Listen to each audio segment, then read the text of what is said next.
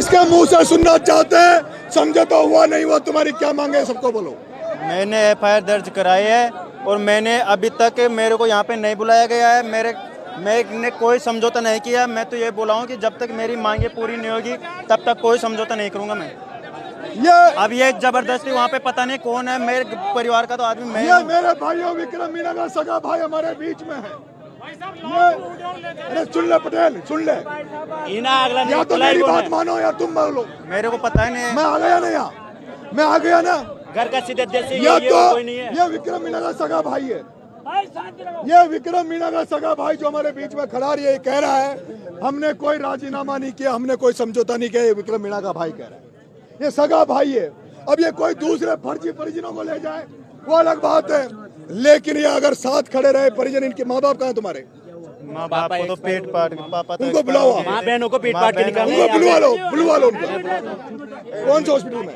नहीं यहाँ अब आप उनको होश में तो होंगे। मैं कह रहा हूँ आप उनको बुला लो। कल शाम से यहीं पे मैं आपको हाथ जोड़ रहा हूँ, बुला लो उनको। ठीक है, मैं बुला।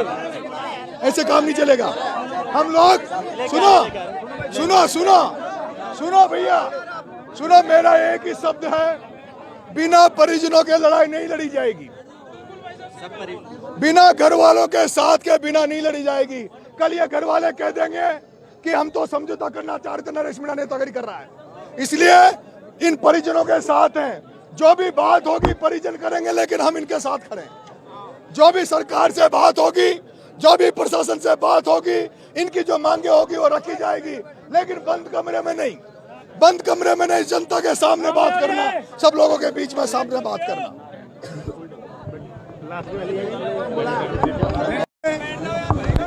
जंगल में गया था और जंगल में उसको फॉरेस्ट के कर्मचारी अधिकारियों ने नंगा करके मारा, जिसकी वजह से मर गया। हम वो तो मर गया, चला गया, लेकिन हम तमाम लोग हजारों की संख्या में यहाँ उनके परिजनों को न्याय दिलाने यहाँ आए हैं। इसीलिए आए हैं।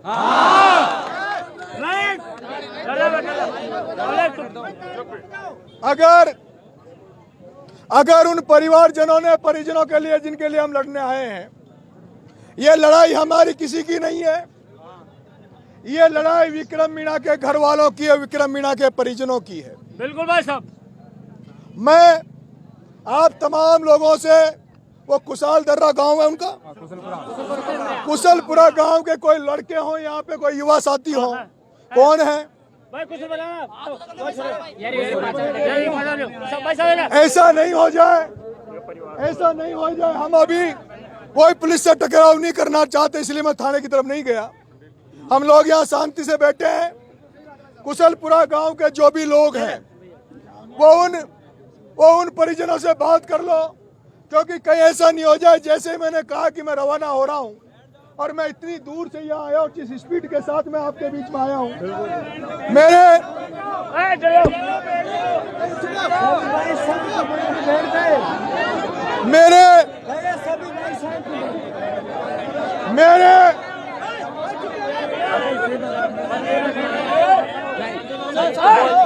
मेरे रवाना होने के पहले,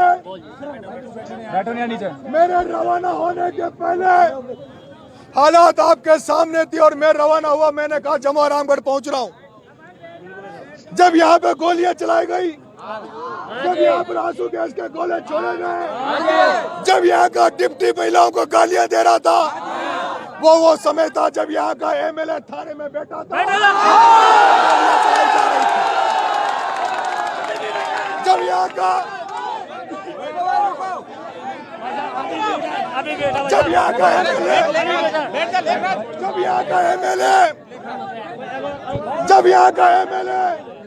जब यहाँ पे लोगों में गोलियां चलाई जा रही थी, यहाँ पे आंसू गैस के गोले छोड़े जा रहे थे, जब एमएलए अंदर बैठा था। लेकिन जैसे उनको पता लगा कि नरेश मीणा यहाँ आ रहा है, तो मैं देख रहा था अभी वो एमएलए पोस्ट डाल रहा है फेसबुक पे, कह रहा है कि हमारा राजीनामा हो गया, हमारा समझौता हो गया। चुप हो जाओ, या तो मुझे बोल लेने दो, यार तुम पटेलाई कर लो, तू बोल ले, जा। मैं जाऊं यहाँ से? एक भी आदमी बोला तो मैं चला जाऊंगा यहाँ से।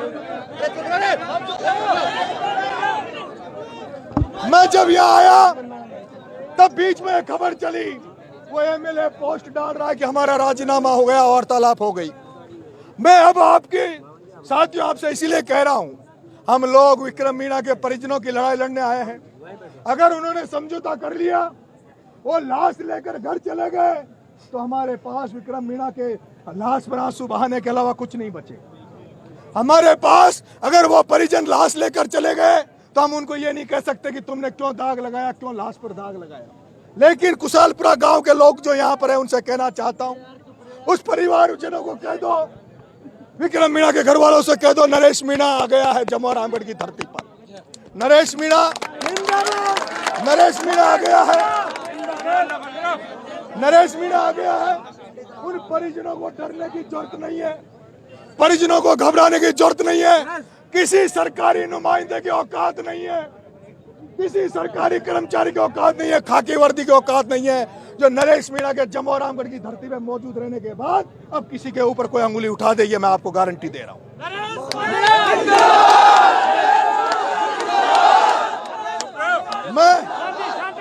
मैं इसलिए आप तमाम साथियों से, कुशालपुरा के साथियों से, इससे कोई सहमति नहीं गई है।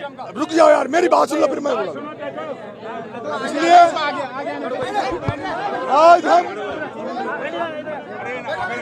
आज हम यही बैठे हैं।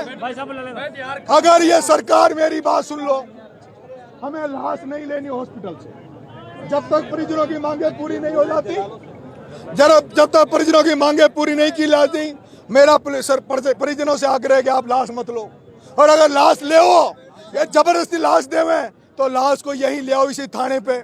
अगर आप चाहोगे, कई नेता लाश को लेकर चुपके आंदोलन करते हैं, मैं तो चाहूंगा अगर लाश लेकर अगर न्याय नहीं मिला तो जम्मू और रामगढ़ के एक एक व्यक्ति को लेके उसी अर्थी को नरेश मीणा कंधा देगा और यहाँ से पैदल पैदल मुख्यमंत्री के दरवाजे पे जाएंगे। चुपके से नहीं, चुपके से नहीं, चुपके से नहीं, चुपके से नहीं।